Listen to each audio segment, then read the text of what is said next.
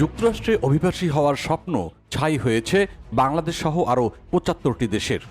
কারণ দেশটিতে অভিবাসীদের ভিসা প্রক্রিয়া সাময়িকভাবে স্থগিত করেছে ট্রাম্প প্রশাসন। তাই যুক্তরাষ্ট্রে প্রবেশের পর এসব দেশের নাগরিকরা সরকারি সহায়তার উপর নির্ভরশীল হতে পারেন বলে আশঙ্কা করা হচ্ছে। মার্কিন পররাষ্ট্র দপ্তর এক্সে প্রকাশিত এক বিবৃতিতে এই সিদ্ধান্তের কথা নিশ্চিত করেছে। বিবৃতিতে বলা হয়েছে, আমরা এমন ৭৫টি দেশের জন্য অভিবাসন ভিসা স্থগিত করেছি যাদের নাগরিকরা যুক্তরাষ্ট্রে প্রবেশের পর আমেরিকান করদাতাদের অর্থে পরিচালিত সরকারি সহায়তার উপর নির্ভর করতে পারেন। আমেরিকা নিশ্চিত না হওয়া পর্যন্ত যে নতুন অভিবাসীরা যুক্তরাষ্ট্রের জনগণের সম্পদ হাতিয়ে নেবে না, ততক্ষণ পর্যন্ত এই স্থগিতাদেশ বহাল থাকবে। ফক্স নিউজ ও সিবিএস নিউজ জানিয়েছে, এই তালিকায় রয়েছে Bangladesh, Russia, Pakistan, Afghanistan, Somalia, Brazil ও মিশর সহ মোট ৭৫টি দেশ। এই নীতির বাস্তবায়ন শুরু হবে ২০২৬ সালের ২১ জানুয়ারি থেকে। তবে অভিবাসী ভিসা প্রক্রিয়ার পুনরায় যাচাই ও পর্যালোচনা শেষে এই নিষেধাজ্ঞা শিথিল হতে পারে। ফক্স নিউজের প্রতিবেদন অনুযায়ী মার্কিন পররাষ্ট্র দপ্তর গত বছরের নভেম্বরে বিশ্বজুড়ে তাদের ভিসা অফিসে একটি নির্দেশনা পাঠায়।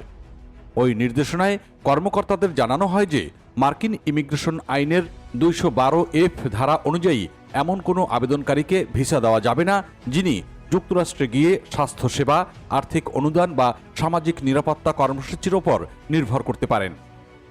অনেক বিশেষজ্ঞ বলেছেন, এই সিদ্ধান্তের ফলে ২০২০ সালের বিতর্কিত পাবলিক চার্জ রুলের পুনরুজ্জীবিত করা হয়েছে, যা ট্রাম্প প্রশাসনের সময় প্রথম আলোচনায় আসে। নীতিটি অনুযায়ী এমন বিদেশিদের ভিসা দেওয়া হবে না যারা যুক্তরাষ্ট্রে গিয়ে অর্থনৈতিকভাবে স্বনির্ভর নন বলে বিবেচিত হন। দ্য নিউ ইয়র্ক টাইমসের বিশ্লেষণে বলেছে, এই পদক্ষেপটি মূলত দরিদ্র বা উন্নয়নশীল দেশের নাগরিকদের ওপর চাপ সৃষ্টি করবে এবং পরিবার ভিত্তিক অভিবাসন প্রক্রিয়া কঠিন করে তুলবে। এই সপ্তাহে প্রকাশিত নতুন তালিকায় ২৫টি দেশকে যুক্ত করা হয়েছে। এর আগে ২০২৫ সালে ৫০টি দেশ এই বিধিনিষেধের আওতায় ছিল। এখন এই সিদ্ধান্ত কার্যকর হলে বাংলাদেশি নাগরিকদের জন্য যুক্তরাষ্ট্রের ইমিগ্রান্ট ভিসা পাওয়া আরও ব্যয়বহুল এবং সময় সাপেক্ষ হয়ে উঠবে বলে ধারণা করা হচ্ছে। মার্কিন স্টেট ডিপার্টমেন্ট জানিয়েছে, আমরা এমন অভিবাসন ব্যবস্থা গড়ে তুলেছি যেখানে যারা আমেরিকায় প্রবেশ করবে তারা আমেরিকার অর্থনৈতিক ভার বহন করবে না। আমাদের অগ্রাধিকার হল আমেরিকান করদাতাদের সুরক্ষা দেওয়া। এদিকে মানবাধিকার সংস্থা হিউম্যান রাইটস ওয়াচ এই পদক্ষেপের সমালোচনা করে বলেছে, এই নীতি বৈষম্যমূলক এবং বৈশ্বিক মানবাধিকার নীতির পরিপন্থী। উন্নয়নশীল দেশের মানুষের উপর এর প্রভাব সবচেয়ে বেশি পড়বে। বিশ্লেষকদের মতো সিবিএস নিউজের বিশ্লেষক র্যাচেল স্কট বলেছেন, এটি কেবল অভিবাসন প্রক্রিয়া নয়, বরং অভিবাসন দর্শনের একটি মৌলিক পরিবর্তন, যেখানে সহানুভূতির জায়গা আসছে অর্থনৈতিক যোগ্যতা।